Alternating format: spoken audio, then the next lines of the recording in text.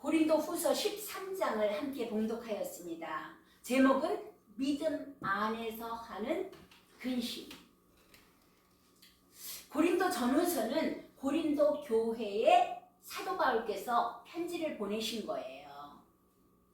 여러분들 성도는 예수 그리스도의 복음으로 말미암아 구원받은 만복을 받은 그런 사람들입니다.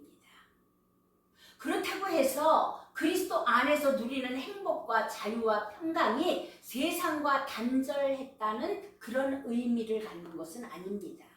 오히려 구원받은 성도들의 삶은 이 세상에서 더 많은 일을 감당하게 되고 또 하나님께서 주신 사명도 감당하게 되고 무엇보다도 구원받은 성도들은 교회를 중심으로 해서 삶을 계획하게 되고 또 사역을 해나가게 되지요. 사도 바울께서 골로새서 1장에서 이런 말씀을 하세요. 내가 이제 너희를 위하여 받는 괴로움을 기뻐하고 그리스도의 남은 고난을 그의 몸된 교회를 위하여 내 육체에 채우노라 라고 고백합니다. 이것이 구원받은 우리의 대선배 사도 바울의 고백인 거예요. 그분의 말씀에 의하잖아요. 구원받은 우리 안에 사망이 우리 안에서 역사하고 생명은 너희 안에서 역사하게 하는 그런 삶을 산다는 것이죠. 그리스도의 영생을 소유한 우리는 우리의 그리스도를 누리는 죽음 안에서 생명이 다른 사람 안에 나타나는 것을 보는 것을 기적이라고 이야기합니다. 우리는 있잖아요. 세상의 압력과 갈등, 고난도 그리스도 안에서 넉넉히 이겨내고 정복하는 자들이 될 것이에요. 자, 고린도 교회 성도들도 바울이 전하는 복음으로 구원받은 후에 괴로움의 기쁨과 고난의 즐거움 속에서 교회 공동체를 위해서 그리고 이웃을 위해서 많은 수고를 감당하며 사역을 해나갔습니다. 그런데요, 고린도 교회가 시간이 지날수록 그들의 마음이 복음에서 멀어졌고 많은 문제가 교회 안에 발생했습니다. 심지어는 있잖아요, 사람들이 이렇게 이야기를 해요. 나는 바울에게 속했어. 아니야, 나는 아볼로에게 속했어. 또 어떤 사람은 그래요. 나는 사람에게 속하지 않았어. 그렇기 때문에 나는 그리스도에게 속했어 라고 말하며 교회 공동체의 기쁨과 연합보다는 요즘 말로 하자면 목사파, 장로파, 교회 내에 파가 갈리기 시작을 한 거예요. 이것이 고린도 교회예요. 있잖아요. 요즘도 그렇게 이야기해요. 그러면 어떤 사람들은 뭐라고 이야기하는 줄 아세요? 나는 교회 공동체에 관여 안 하고 아무것도 안 할 거야 하고 뒷짐지고 그것도 잘하는 것은 아니에요. 매우 이기적이고 잘못 가고 있는 것이지요. 자, 교회를 향하여서 쓰신 고린도 교회를 향하여서 쓰신 고린도 후서 11장 3절을 볼게요. 뱀이 그 관계로 하와를 미혹한 것 같이 너희 마음이 그리스도를 향하는 진실함과 깨끗함에서 떠나 부패할까 두려워하노라. 사도 바울이에요. 만일 누가 가서 우리가 전파하지 아니한 다른 예수를 전파하거나 혹은 너희가 받지 아니한 다른 영을 받게 하거나 혹은 너희가 받지 아니한 다른 복음을 받게 할 때는 너희가 잘도 용납하는구나. 이 안타까운 사도 바울의 마음을 보시겠어요?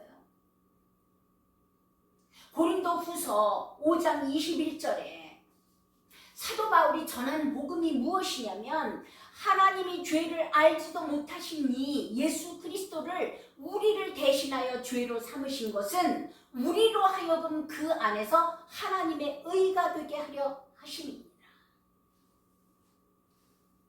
사도 바울은요, 우리를 하나님의 의가 되게 하신 예수 그리스도와 그가 십자가에 못 박히신 것 외에는 아무것도 알지 않기를,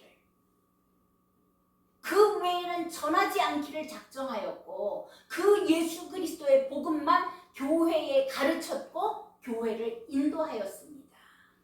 그런데 그 복음에서 떠나서 이제는 교회 내에 음행이 자행되고 법정 소송이 벌어지고 우상 제물에 대한 논쟁도 있고, 그리고 자기의 은사 자랑하기와 사역을 드러내고자 하는 자기의 열심과, 고린도 교회는 육신의 정욕이 난무해져 가고 있는 거예요. 그러니까 사도 바울은 심지어서 뭐라고 이야기를 하냐면, 고린도 후서 12장 볼게요. 지금까지는 사도 바울이 예수 그리스도와 그의 십자가에 죽으신 것 외에는 전하지 않았던 사람이에요. 그런데 사도 바울이 말합니다. 12장 1절을 볼게요. 무익 하나만 내가 부득불 자랑하노니 주의 환상과 계시를 말하리라. 내가 그리스도 안에 있는 한 사람을 말하노니, 이 한 사람은 누구를 이야기하냐면 자기 자신, 사도 바울을 이야기하는 거예요. 그가 14년 전에 셋째 하늘에 이끌려간지라. 그가 몸 안에 있었는지 몸 밖에 있었는지 나는 모르거니와 하나님은 아시느니라. 내가 이런 사람을 아노니 그가 낙원으로 이끌려가서 말로 표현할 수 없는 말을 들었으니 사람이 가히 이르지 못할 말이로다. 내가 이런 사람을 위하여 자랑하겠으나 나를 위하여는 약한 것들 외에는 자랑하지 아니하리라. 사도 바울은 있잖아요, 어마어마한 신비한 것들을 체험한 사람이에요. 그런데 14년 동안 입을 탁 다물고 오직 예수 그리스도와 그의 십자가에 못 박히신 것만, 그리고 그의 부활만 증거하였었던 거지요. 여러분, 우리 중에 누가 사도 바울과 같이 신령할 것이며 누가 사도 바울만큼 십자가 복음에 확실하겠습니까?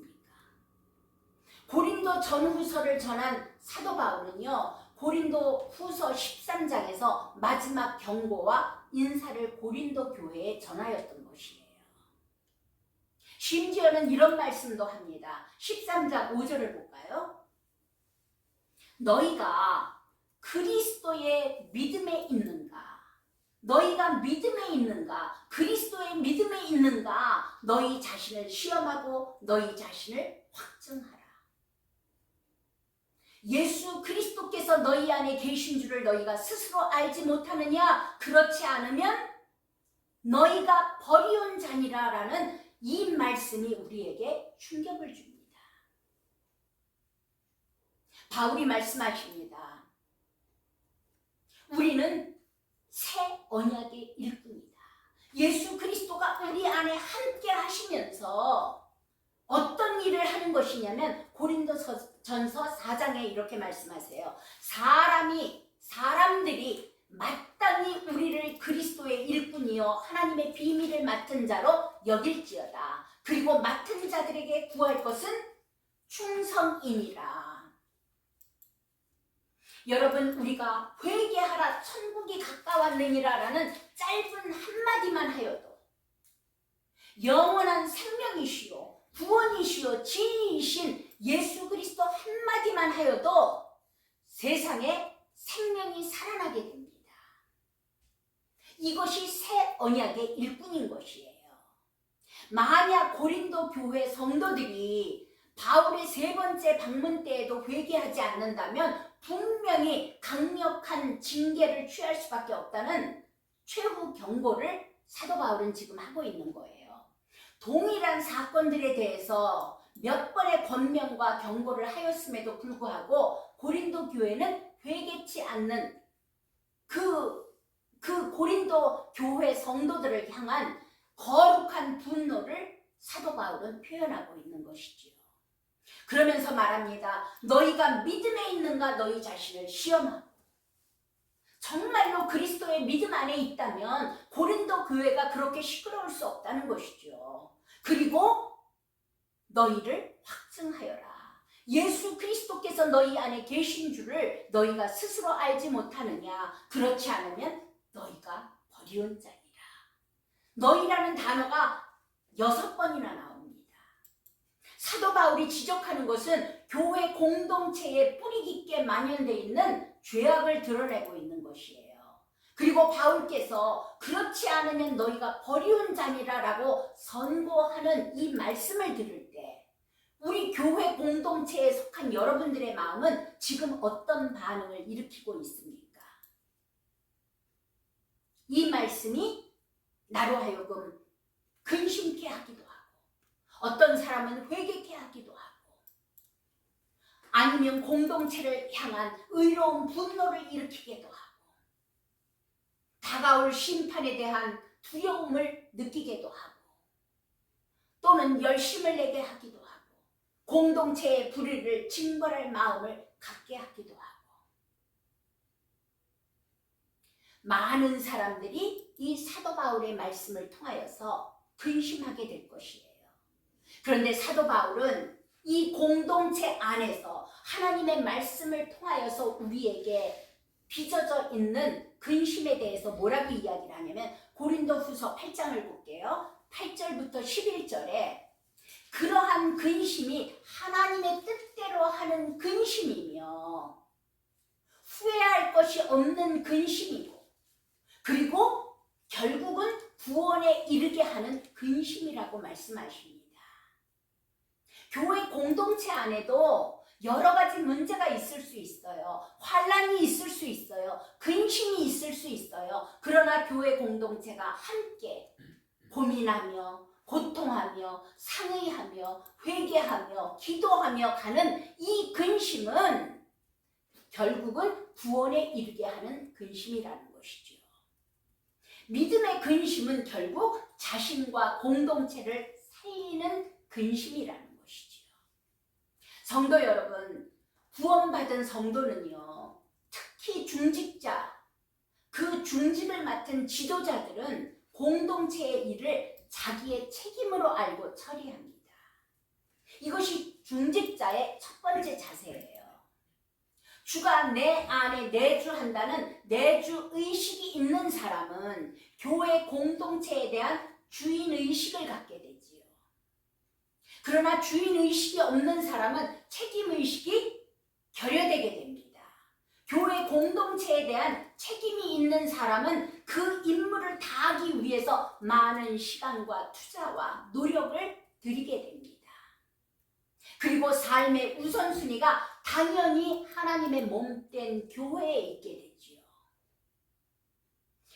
그러나 하나님의 내주의식이 없고 그래서 주인의식이 없는 사람은 책임의식이 없어서 공동체에 관심이 없거나 헌신하지 않게 됩니다. 그러므로 우리 자신에게 합당한 믿음이 있는가에 대한 시험을 하고 확증하는 일은 실제적인 것입니다. 우리의 삶을 통해서 나타나는 것이니까요. 사도 바울처럼 내가 이제 너희를 위하여 받는 괴로움을 기뻐하고 교회를 위하여 받는 괴로움을 기뻐하고 그리스도의 남은 고난을 그의 몸된 교회를 위하여 내 육체에 채우느라라고 고백을 하는 은혜가 있었으면 좋겠습니다. 여러분은 내가 받은 구원의 은혜에 감격하고 계십니까? 그의 몸된 교회에 대해서 책임의식이 있으십니까? 여러분은 지금 그의 나라를 위하여 헌신하고 계십니까? 아니면 나의 어떠함에만 관심하는 어린 신앙에 머무르고 있지는 않은지 돌아보는 시간이 되었으면 좋겠습니다.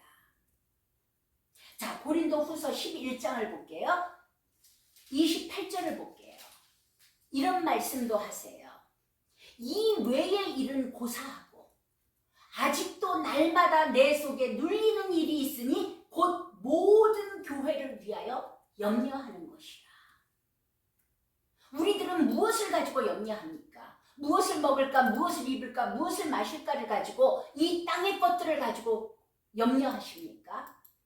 사도 바울은 이야기하는 거예요. 내 속에 눌리는 일이 있으니 곧 모든 교회를 위하여 염려하는 것이라. 이것이 믿음의 선진이신 사도 바울이 하시는 말씀이에요. 바울의 강력한 소망은 고린도 교회가 회개하여서 온전하게 되므로 자신들이 그리스도를 따라 사는 자라는 사실을 알고 확신하는 삶을 살기를 원하는 것이지요.